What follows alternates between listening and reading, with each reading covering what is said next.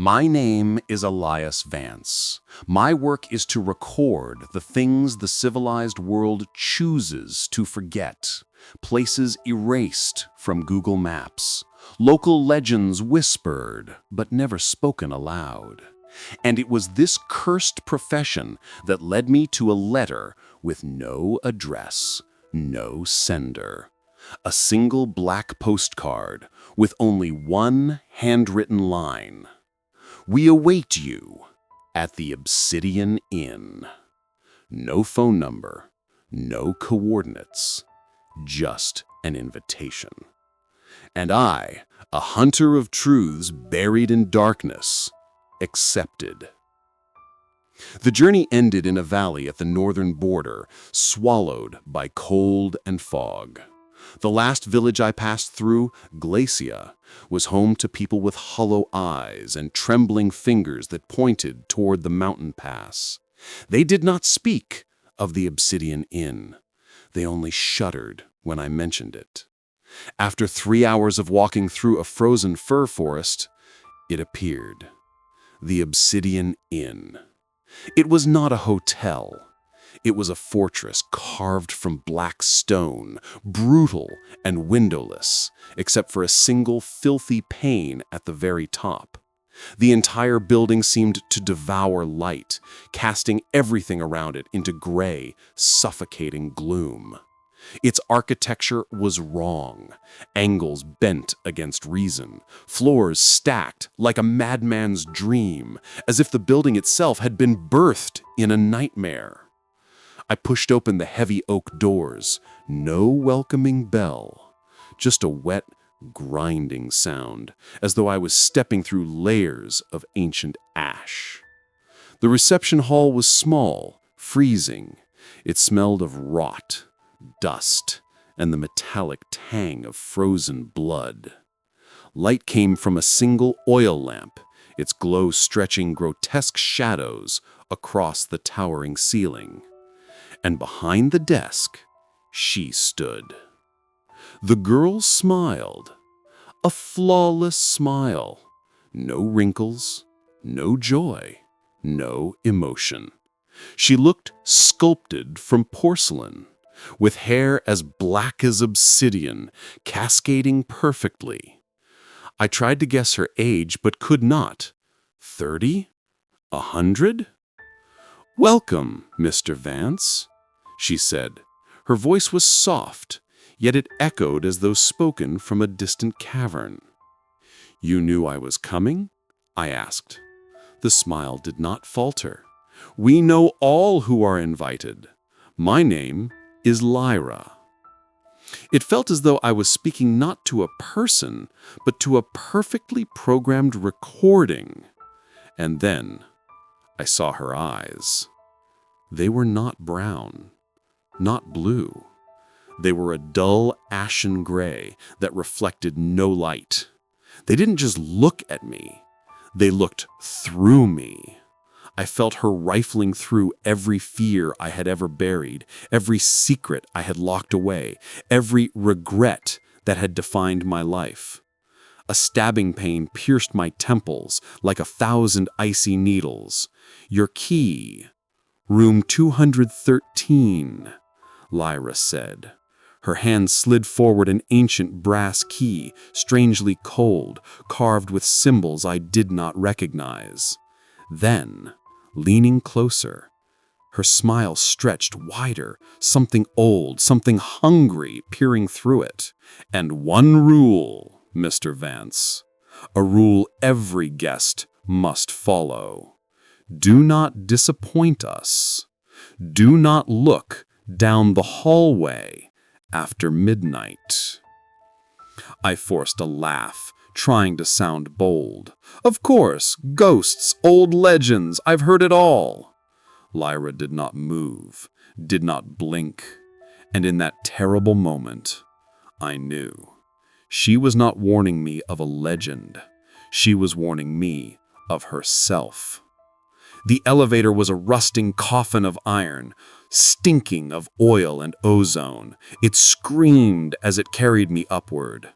When the doors opened, the cold was not mere air. It was absence. Absence of energy. Absence of life. The hallway lay before me. Long. Unnaturally long. The wall lamp sputtered weak yellow light illuminating only the first 10 meters. Beyond that, blackness. Not darkness, but a solid, suffocating black, as if the world itself ended there. Room 213 sat midway down.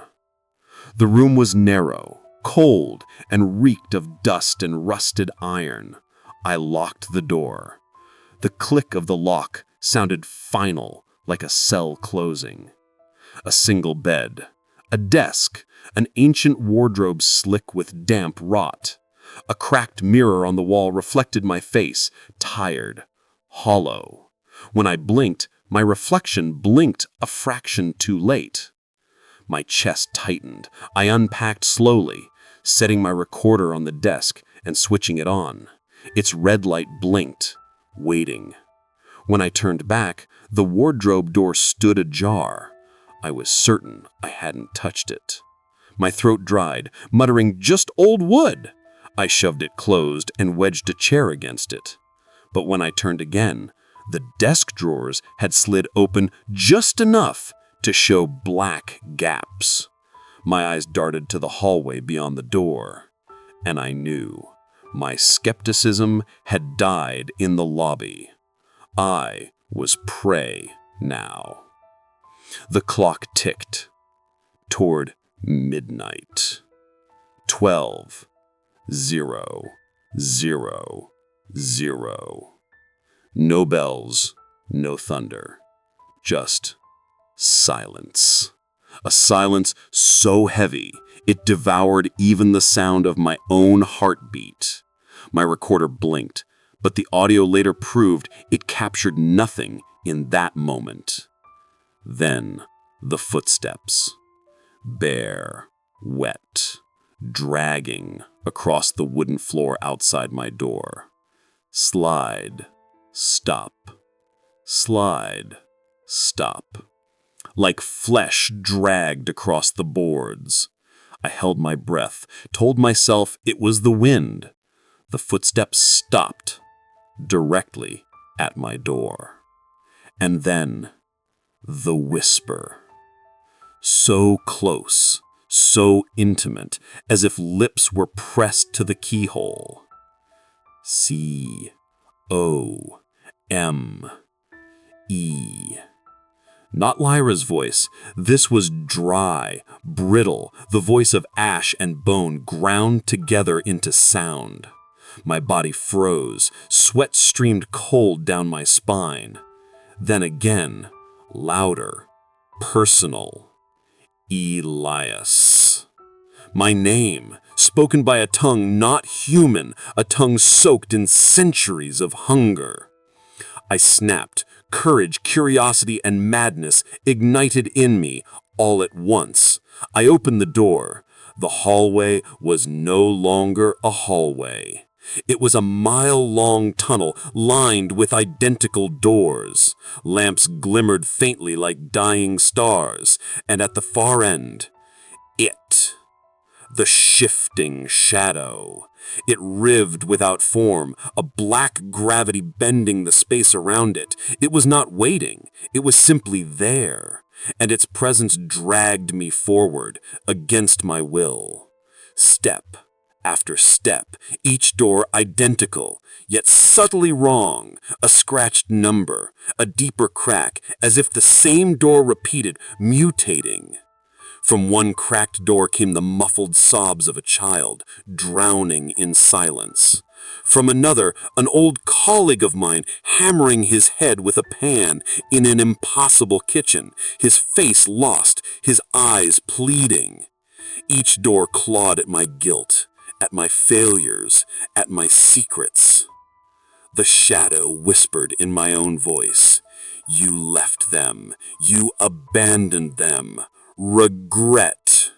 I staggered, my breath froze, and when a door opened to reveal my childhood mirror, I saw myself at 7, terrified, alone, clutched by skeletal fingers of the shadow within the glass.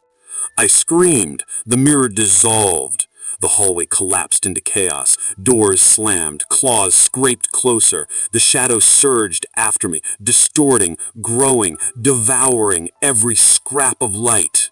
I ran. Numbers on the doors twisted into nonsense. 404, 999, minus 200. The voice shrieked inside my skull. Run! Run! You cannot escape what you created! I tripped, sprawling onto the freezing floor. I looked up. It was there, looming over me, faceless, but I felt its gaze. Memories ripped from me. My mother's face, my first home, drawn as gray smoke into its splitting maw. And then, somehow, I crawled into room 213, slamming the door, barricading it with everything I had. Silence. The room was normal again, too normal. I looked at the clock. 3 a.m. 3 hours had passed. I turned to the mirror.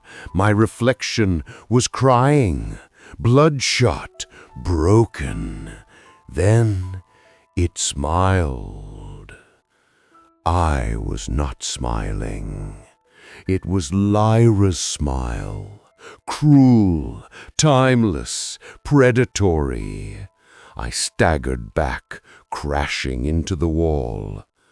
Through the single window, I saw it, the endless hallway, coiling like a serpent around the obsidian inn, and the shifting shadow, crawling, waiting, patient, watching me.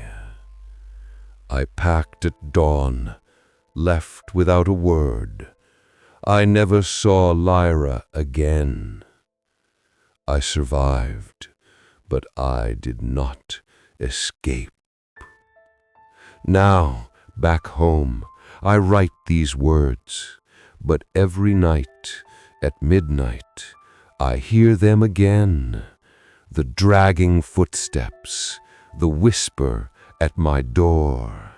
Not come anymore, but see you soon, Elias.